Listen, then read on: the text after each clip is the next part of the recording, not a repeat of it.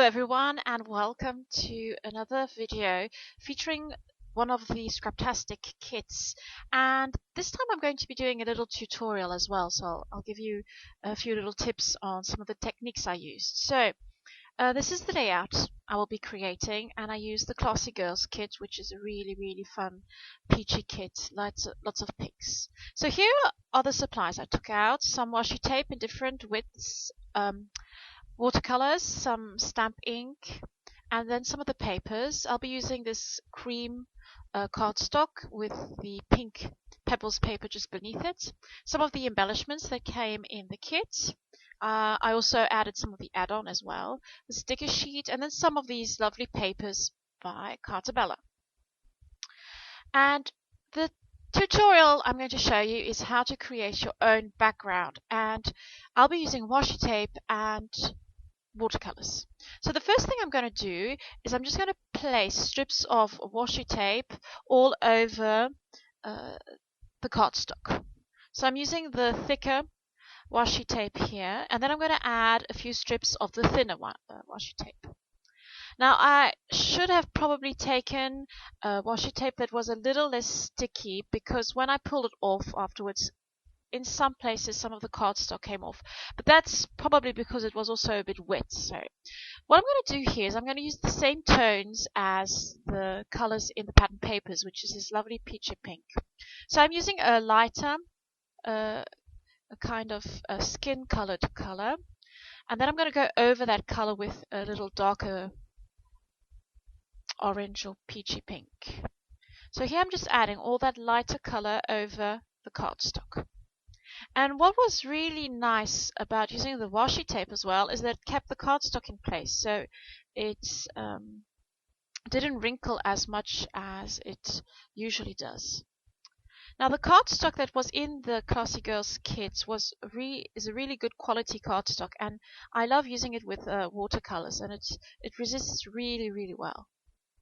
So as you can see, I'm just adding that really light pale color onto the spots that aren't covered with the washi tape. And while I was doing this, my boys were sitting next to me, so sometimes you might see a hand or part of a head pop in. I'm using a really small brush for this because I don't want to add too much. As you can see, some spots don't have any paint on it. And if I add too much, I just blot it off with some kitchen roll.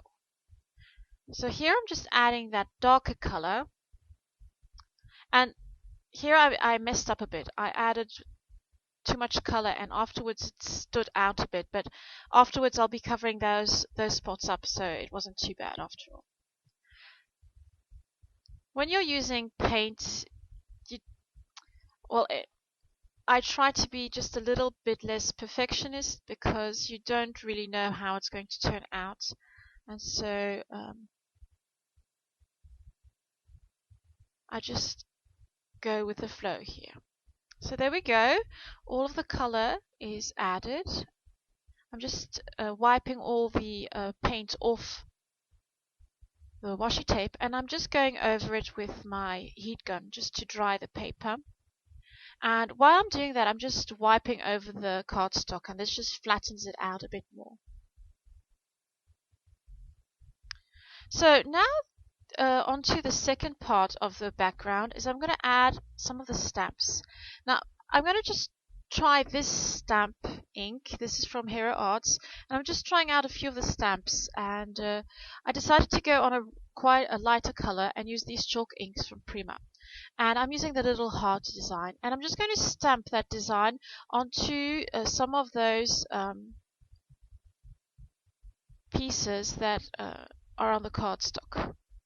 And you can't see it really well here, but as it dries it becomes this really nice light chalky pink. And I'm just going to continue that and add that to different sections on the cardstock. So I'm not going to add the stamp to all the sections, just to some of them. And I'm trying to not putting them too close together either. So I did some at the top, some more to the side in the middle, and then some to the bottom. Chalk inks dry really, really fast, so they are really nice. And these ones from Prima have a really, really crisp image as well. But you could use any other ink as well. Just be careful that with pigment ink, you will need to let it dry or heat set it with your heat gun. So just adding some more of those little stamps. I really love these little hearts. They are really cute. There we go. And now all we have to do is tear the washi off. And as you can see, you will be left with the original color of the cardstock. And it creates this really funky design. It's quite modern.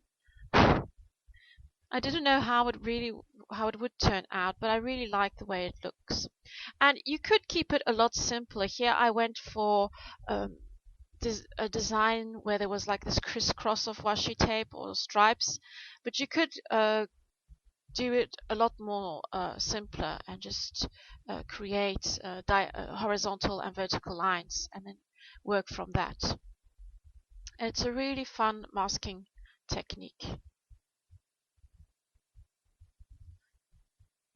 So, and once I have pulled off all the washi tape, I can start creating the layout. So I'm going to add that cardstock onto the pebbles paper. I'm just adding glue all over the cardstock and then just gluing it down. And I'm going to be using a black and white photo of me.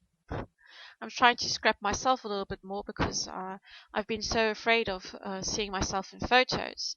And I've come to accept how I look, and I want to show my kids how I looked when they are older, so I'm trying to scrap myself a bit more. Here I'm just cutting up different rectangles and pieces of pattern paper, and I'm going with the peachy pinks and the pinks, the darker pinks as well. And as you can see, I'm not really measuring. I'm just layering them one on top of the other.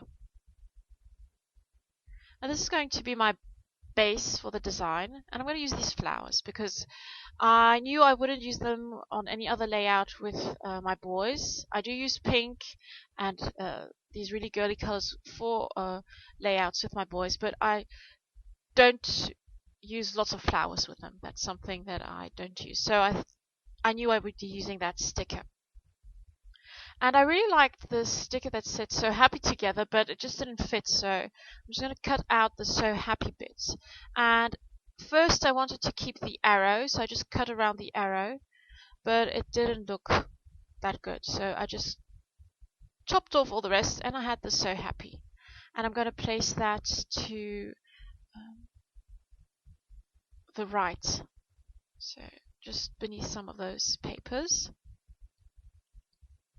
And here I'm adding more little stickers, but just cutting strips of them and adding more little layers. And I'm adding again this little tilt to the paper, to the sticker.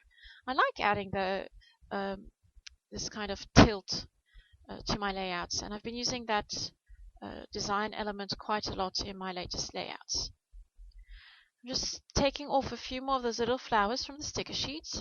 And then there was this fun little sticker that had where you could write little notes, and I'm just cutting that into two so that I can use those in my layers as well. And yet again creating this little mirror effect, and that will help guide the eye over the photo because you've got two of the same elements on either side. Okay, another little strip here that I'm also going to tilt a bit. And here I'm just playing around with the edges of the pattern paper so that they curl up a bit. Adding a few more staples so that everything stays put.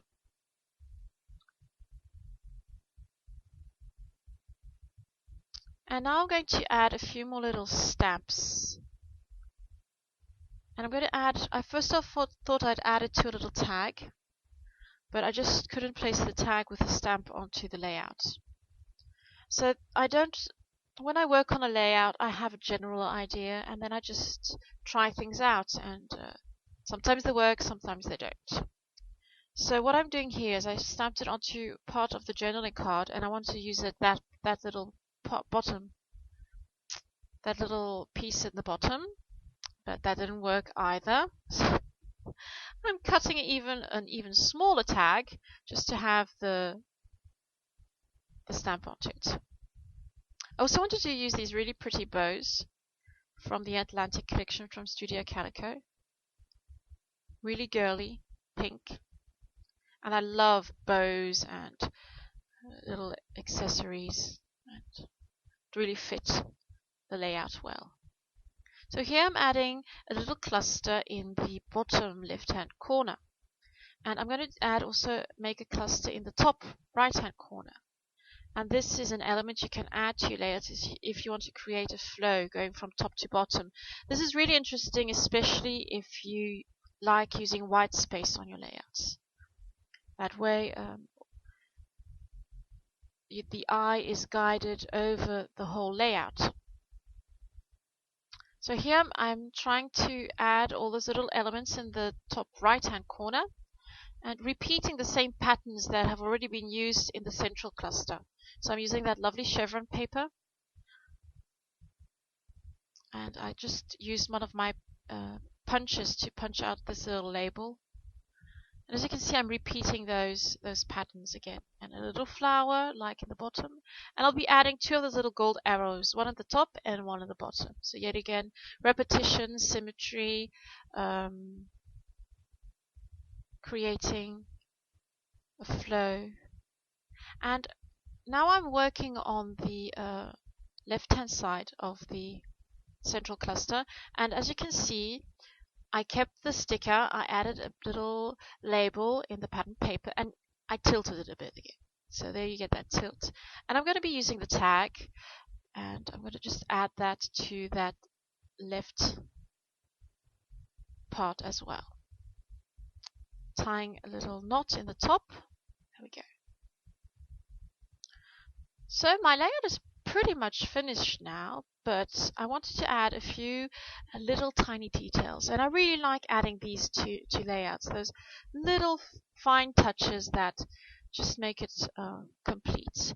And I decided to add some hand stitching and just a bit of cross stitching, and I'm using a bit of the aqua just to add a bit of the that color that is also present in the flowers.